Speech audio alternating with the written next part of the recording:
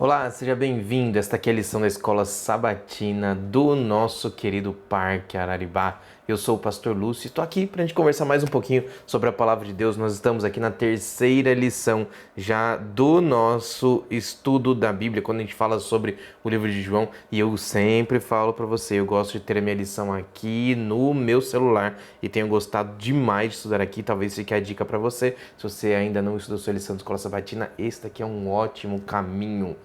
Vamos lá, abrindo a nossa lição e aprendendo um pouquinho mais, mas antes disso eu tenho que te explicar uma coisa. Você percebeu que hoje eu não estou acompanhado com os meus amigos aqui, né? Não tem nenhuma outra janelinha, tem ninguém convidado. É porque nessa semana, você sabe, nós tivemos aqui uma chuva muito forte ainda na sexta-feira e alguns dos nossos amigos, aqueles que estariam com a gente essa semana, não puderam participar por causa das atividades, ou melhor, por causa daquilo que ocorreu aqui, a chuva, tirar as telhas que saíram. Então o pessoal ainda está se ajustando, por isso nós não vamos conseguir gravar juntos e eu tô aqui pronto para gravarmos eu e você, para falarmos sobre Jesus, sobre esse Deus Todo-Poderoso. Deixa eu puxar para você mais uma coisa e é porque nós estamos aqui. Se você por acaso não conseguir assistir todo o texto, tudo que nós vamos falar aqui sobre a lição da Escola Sabatina hoje, eu te faço um convite, vai lá pro canal Pastor Lúcio Bergamo, ou então vai para o canal IAS de Araribá e você vai encontrar, Adventistas Araribá, na verdade, você vai encontrar esse conteúdo e muitos outros falando sobre Jesus, sobre esse Deus que é todo poderoso, combinado? Vamos agora começar a estudar a lição da Escola Sabatina e vamos começar falando com esse Deus que é todo poderoso em oração. Então feche seus olhos, baixa a cabeça, vamos falar com Ele. Paizinho querido, entregamos nossa vida, nosso coração, tudo que temos e somos agora nas Tuas mãos, Pai. Por favor, muda tudo que for preciso para que a nossa vida seja também mudada, seja trabalhada, seja construída pelo Senhor, que é tão poderoso e que hoje está aqui pronto para nos ouvir, pronto para atender cada uma das nossas necessidades. Por favor, Deus, nos ensina a partir do que nós vamos aqui falar. Nós pedimos isso tudo em nome de Jesus. Amém. Quando eu abro a minha lição nessa semana, eu já dou de cara, obviamente, com o verso para memorizar. Então eu te convido para você ler aí, talvez na sua Bíblia, tá um texto muito fácil. João, no capítulo 1, no verso 1, é um dos versos que eu mais gosto da minha Bíblia. Ele diz assim, ó: no princípio era a palavra, e a palavra estava com Deus, e a palavra era Deus. Esse texto é muito interessante porque ele fala exatamente sobre quem é Deus. E esse é um ponto que eu e você precisamos ter em mente para entender um pouquinho sobre como Deus vem para nos salvar. Ao abrir um pouco para você, um pouco de teologia, a gente começa entendendo que quando os evangelistas, quando as pessoas que escreveram para o Novo Testamento, começam a escrever os seus livros, normalmente eles escrevem e eles colocam ali o porquê serviria aquela carta. Seria mais ou menos como, imagina aí, você que tem o costume de responder só via WhatsApp, ou melhor, só via áudio no WhatsApp para as pessoas que você conhece. E ao invés de você simplesmente mandar um áudio, esperar que a pessoa ouça para entender o conteúdo, você fizesse assim, mandasse um textinho do lado escrito ali. Esse áudio serve para, esse áudio é referente a o que nós deveríamos fazer, vamos combinar. Quando você manda o áudio, você devia escrever rapidinho ali, áudio referente a tal coisa, ouve aí, é importante, ou então pode deixar para ouvir no final da tarde, coisas para a gente poder se comunicar. E é isso que eles fazem em quase todo o Novo Testamento. Quando começa um livro, tem ali escrito o porquê, e esse é o prólogo, é o porquê você deveria ler esse livro, porque ele é tão importante para a audiência, para quem vai ler esse livro. Nesse momento, quando eu falo sobre o livro de João, eu aprendo algumas coisas. O primeiro deles é como Deus é colocado em pé de igualdade com Jesus. Afinal de contas, quando eu leio os versos de 1 a 5 do livro de João, eu leio assim, eu vou ler junto com você, ó, João 1, de 1 a 5. No princípio era aquele que é a palavra, ele estava com Deus, ele era Deus. Ele estava com Deus no princípio e todas as coisas foram feitas por intermédio dele. Sem ele, nada do que existe teria sido feito. Nele estava a vida, e esta era a luz dos homens. A luz brilha nas trevas, e as trevas não podem derrotá-la, não podem apagá-la. O Evangelho começa, na verdade, com esse primeiro no princípio, o que é muito legal. Porque a primeira coisa que eu preciso saber sobre Jesus é de onde ele surgiu, de onde ele vem, quem é ele. E ao eu abrir a minha mente para entender que Jesus estava no princípio, eu entendo o tamanho desse Deus Todo-Poderoso. Ele não é simplesmente mais uma criação, ele não é simplesmente mais uma criatura, mas esse Deus de quem nós estamos falando é o próprio Deus Criador. Jesus não é simplesmente mais uma criatura, ele não é o primeiro ser a ser criado.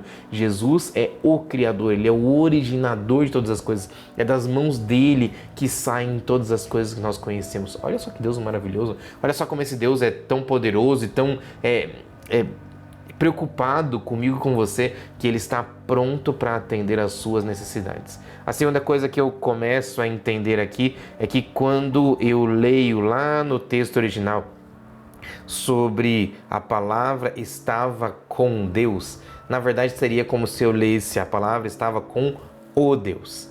Isso quer dizer que o autor, o João, quando ele escreve esse texto, ele está se referindo não a qualquer Deus, mas ele está dizendo a palavra estava com Deus o Pai, identificando para a gente de onde é que vem Jesus, ou seja, qual é a origem dele. Jesus não sai de outro lugar, ele não é de outro mundo ou então de outro ambiente, a não ser o ambiente onde está o próprio Deus, o Pai.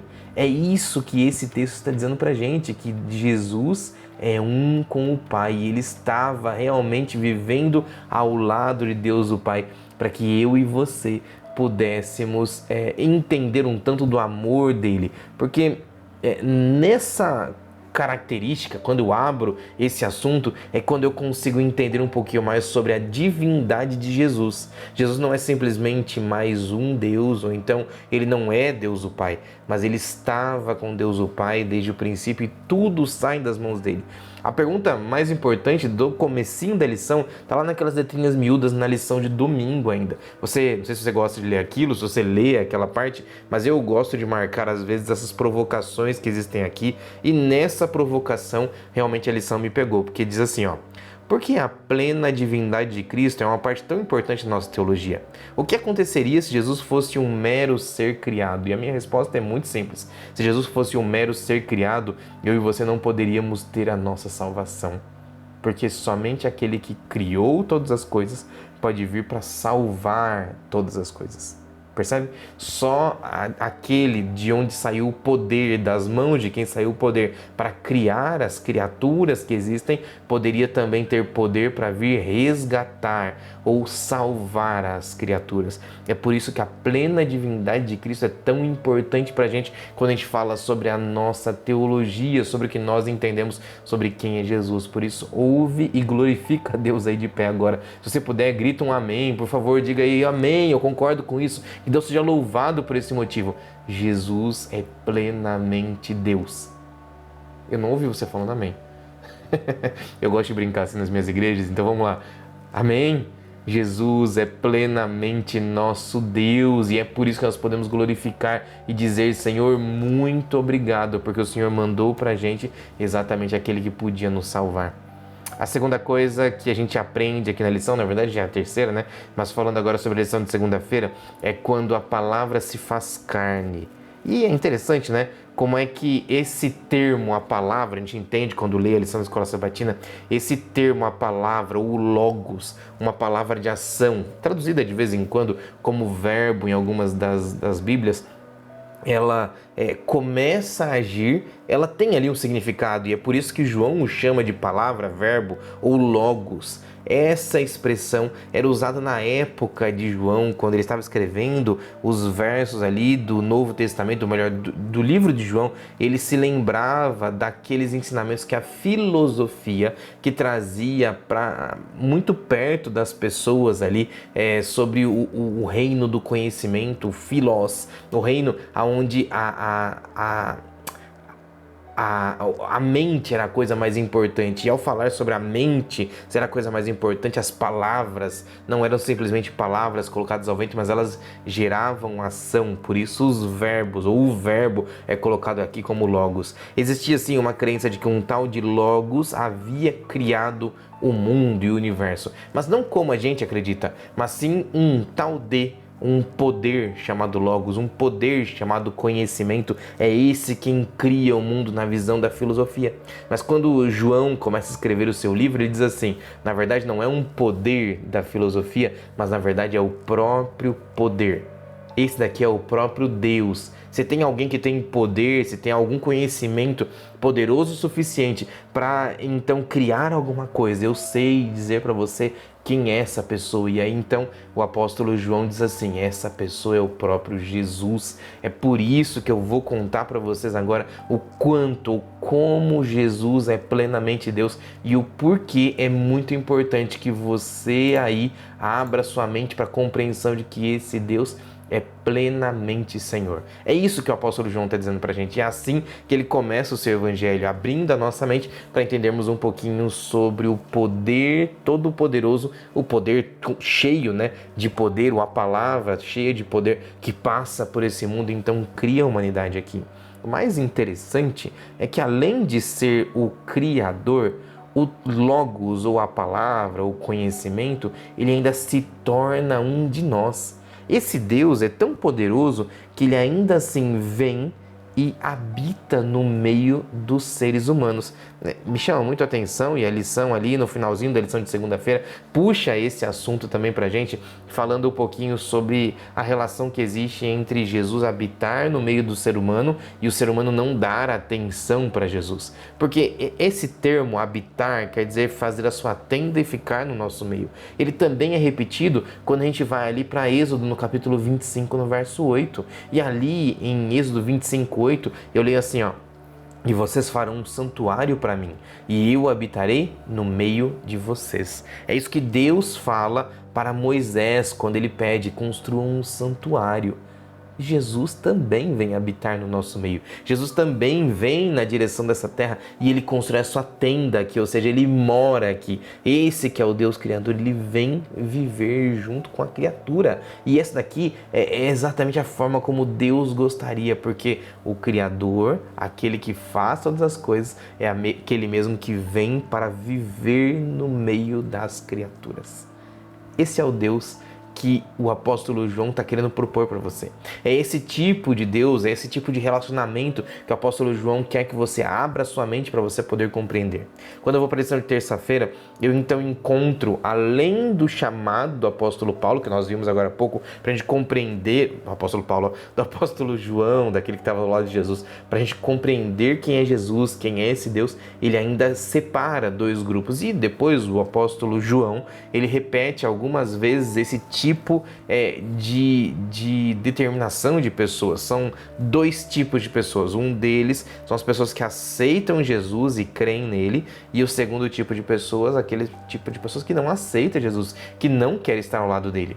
É por isso que a própria lição cita aqui também um autor muito conhecido chamado C.S. Lewis, que era, se eu não me engano da história dele, ele foi ateu, e quando ele se converte ao cristianismo, ele então tenta explicar para o máximo de pessoas possíveis quem é esse Deus Todo-Poderoso. E ele fala assim no livro Peso da Glória: creio no cristianismo, assim como creio que o sol nasceu, não apenas porque eu vejo, mas porque por meio dele eu vejo todas as outras coisas. É isso que é a luz chegar até a gente. Jesus, o apóstolo João relata Jesus se relacionando com a humanidade. E quando ele se relaciona com a humanidade, esse tipo de relacionamento é o que realmente marca que tipo de pessoa nós seremos. Se somos aqueles que se relacionam com Jesus para abaixá-lo, para falar mal dele, para criar coisas, ou então se nós somos aqueles que estão prontos, disponíveis para ouvir a voz de Jesus e estamos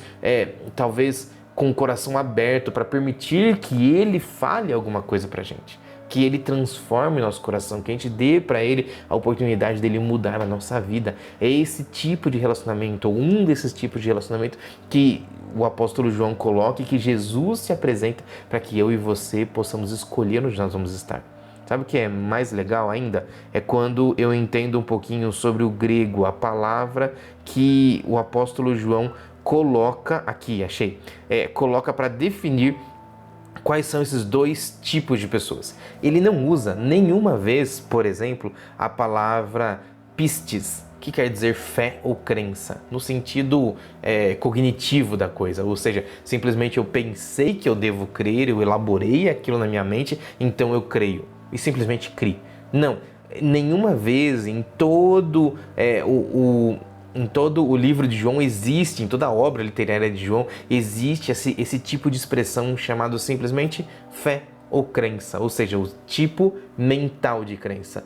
Mas ele sempre usa a expressão crer, que é no grego pisteuo, que seria mais ou menos assim, ao invés de eu estar falando sobre um tipo cognitivo de crença, eu estou falando sobre um tipo ação de crença, é exatamente o verbo, ou seja, ao invés de eu simplesmente ter fé, eu estou crendo, eu estou agindo. Esse verbo crer identifica o que na mente de Paulo, daquele que estava ao lado de Cristo, significa estar ao lado dele de verdade. Estar ao lado de Cristo não significa simplesmente pensar em estar ao lado de Cristo. Não é simplesmente uma decisão que tem que partir da minha cabeça e pronto, uma vez que eu aceitei, estou salvo, estou tranquilo. Não. Ele está dizendo para mim e para você que para você estar ao lado de Cristo, você precisa agir.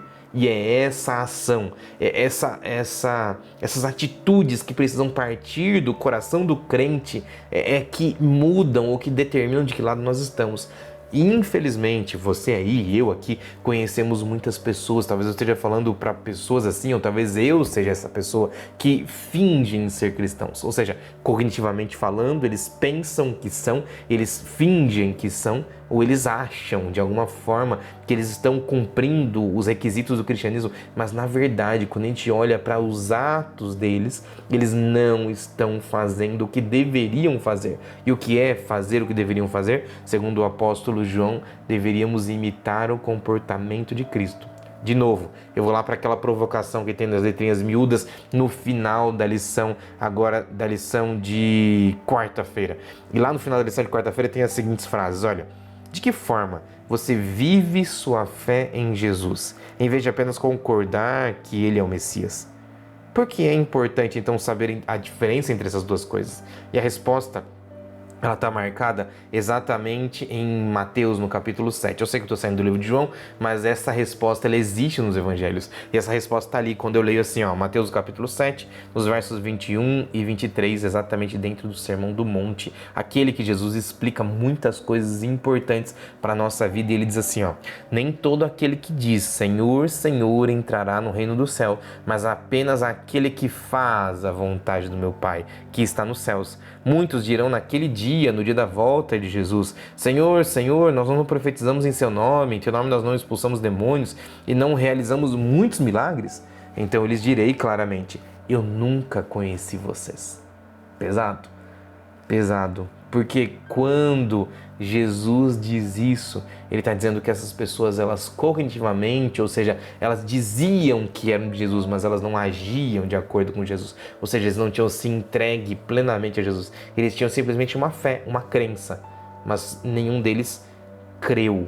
Nenhum deles realmente colocou em prática a mudança que precisa existir na minha e na sua vida. É por isso que quando eu chego na quinta-feira, eu encontro então o ápice desse momento onde nós estudamos aqui sobre esse prólogo, esse início do livro de João. E agora eu encontro o ápice do Evangelho de João, ou melhor, do prólogo do Evangelho de João, desse nosso estudo, encontrando o que é glória para Jesus.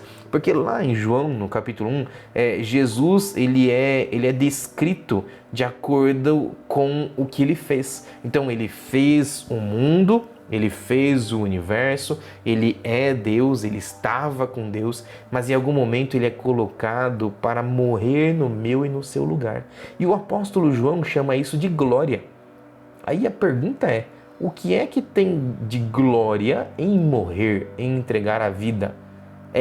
Esse é um assunto que ele parece confuso, ele parece contraditório, mas na verdade ele é verdadeiro quando a gente entende o propósito de Cristo Jesus, porque Jesus vem para essa terra não para ser servido, lembra desse texto? Mas ele vem para servir. Ele não veio para esse mundo para receber glória ou ser entronizado como rei, mas ele vem aqui para te chamar para viver no reino dele. Jesus vem para essa terra para ser aquele que transforma as coisas. E como é que ele transforma? Te convidando a aceitar, a sofrer por ele. Engraçado, né? Porque é exatamente a concretização daquele conhecimento que o apóstolo João tinha colocado logo antes, quando ele diz assim: não basta simplesmente ter fé ou uma crença, você precisa crer, você precisa efetivamente fazer aquilo que você está dizendo que vai fazer. E Jesus vem e ele é glorificado quando ele entrega a vida nas mãos do Senhor Deus o Pai.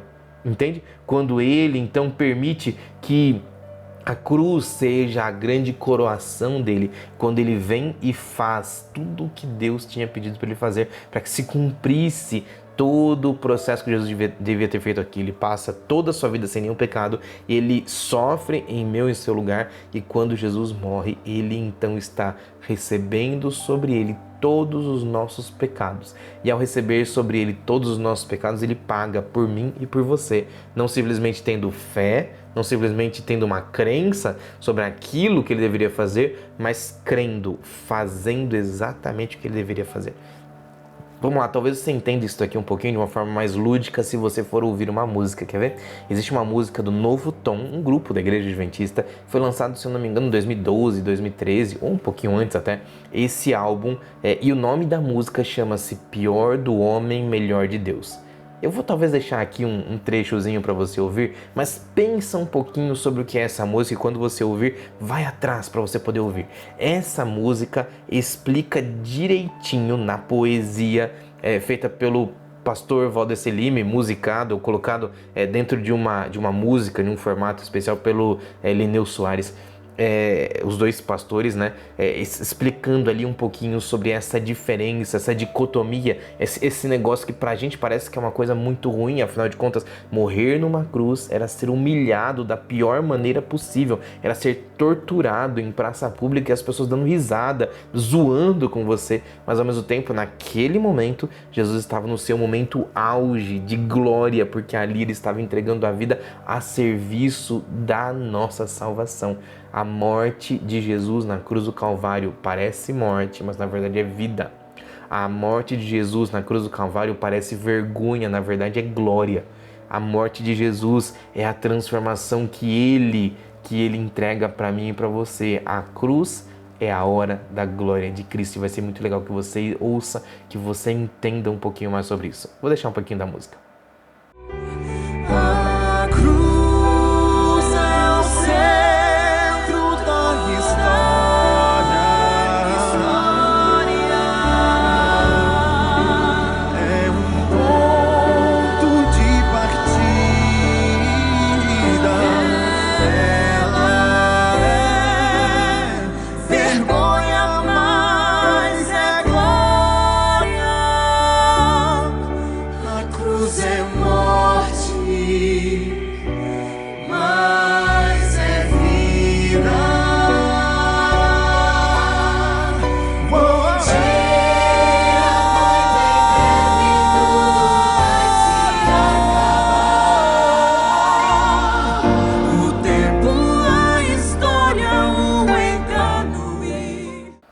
Essa música realmente mexe comigo e me lembra toda vez que eu vou ler sobre esse tema, sobre como Deus é maravilhoso.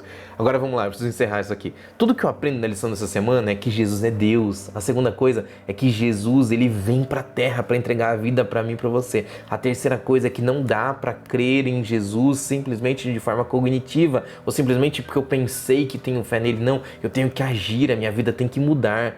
A quarta e a quinta coisa significam que Jesus, ao vir a essa terra, ele recebe a glória máxima do Senhor, de Deus o Pai. E como é a glória máxima? É se entregar por mim e por você, porque ele queria nos salvar. Jesus é todo poderoso e ele está pronto para te salvar hoje, agora. Você já pensou em se entregar a ele? Já pensou em mudar a sua vida? Já pensou em permitir que ele faça a diferença, que ele realmente mude o seu coração? Hoje é o momento. Hoje é a hora. Hoje é o dia de você entregar sua vida nas mãos de Jesus. Não deixa para amanhã. Vai que você está dentro dessa igreja há muito tempo e nunca se entregou a Ele. Hoje é o dia. Hoje é o momento. Entrega a sua vida nas mãos de Jesus agora.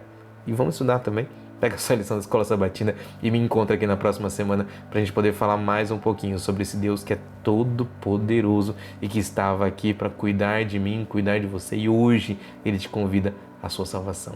Eu vou encerrar esse vídeo com uma oração também, mas eu queria te convidar para você nunca jamais largar as mãos de Cristo Jesus. Afinal de contas, em vários livros, mas principalmente aqui no livro de João, nós aprendemos que Jesus vem para morrer no nosso lugar e ser a transformação que eu e você precisamos. Vamos fazer uma oração? Vamos entregar a vida a Ele? Paizinho querido, muito obrigado porque o Senhor é poderoso, que a sua misericórdia dura para sempre, que hoje nós podemos aqui ter a oportunidade de entregar a nossa vida nas tuas mãos. Abençoa cada estudante, a cada pessoa, a cada menino, menina, mulher, homem, que vai pegar a lição da escola sabatina, vai estudar, vai aprender mais sobre o Senhor, para que cada um deles possam estar mais pertinho do Senhor a cada dia. Nesse dia, Pai, por favor, ouve a nossa voz e aceita o nosso coração, porque nós aqui queremos ser transformados e mudados pelo Senhor. E hoje, por favor, fala para que nós aqui possamos entender onde nós precisamos melhorar, em quais locais nós precisamos realmente mudar a nossa vida, e para que nós aqui possamos estudar mais o Senhor e um dia estar contigo, vivendo eternamente lá no céu. Cuida da gente, nos abençoa, nós entregamos tudo que temos e somos nas tuas mãos. É o que te pedimos em nome de Jesus. Amém.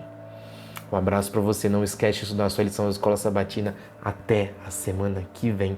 Um abraço. Tchau, tchau.